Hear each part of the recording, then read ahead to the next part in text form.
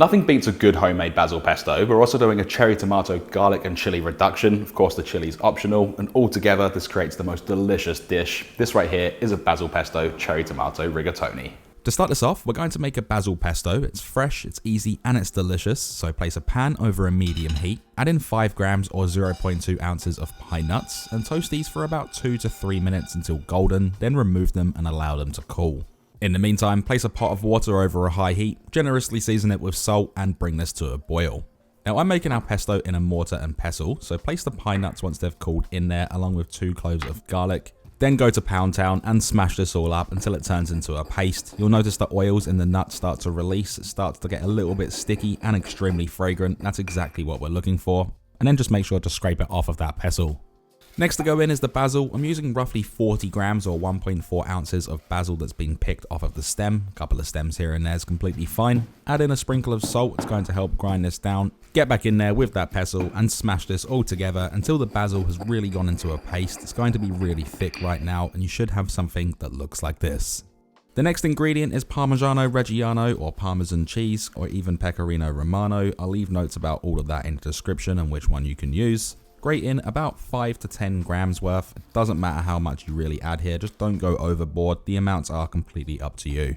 Once you have that in, mix it all through with that pestle. Make sure you continue grinding everything down, make sure there's no large chunks of anything. And once you have that done, add in 1/4 of a cup or 60 milliliters of extra virgin olive oil. I actually had just the amount left in this bottle, so it worked out perfectly for me. And just continue mixing that through until you have this thick but pourable paste. If it is still too thick, I do recommend adding a little bit more oil. You can also add a splash of water too. In saying that, I am adding the juice of half a lemon as well, so this will thin it down. I do recommend adding the lemon first before you start adjusting the consistency, because once you make it too runny, there's no going back.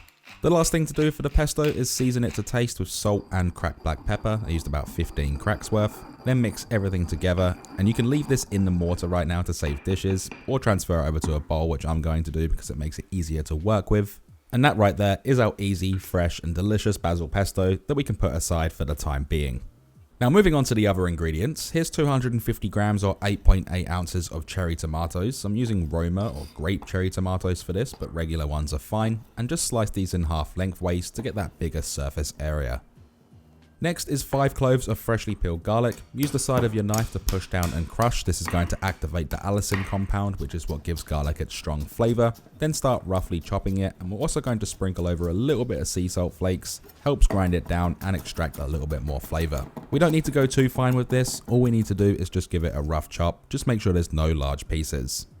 Right about now, our salted water will be at a boil. Add 400 grams or 14 ounces of rigatoni and cook this for 2 minutes less than the packet instructions. Then place a large pan over a medium heat. Add in about 1.5 to 2 tablespoons of olive oil, and whilst the pan's still cold, add in the garlic. And I'm using about half a teaspoon of chili flakes here. They are optional. If you want more, add more. The choice is all yours.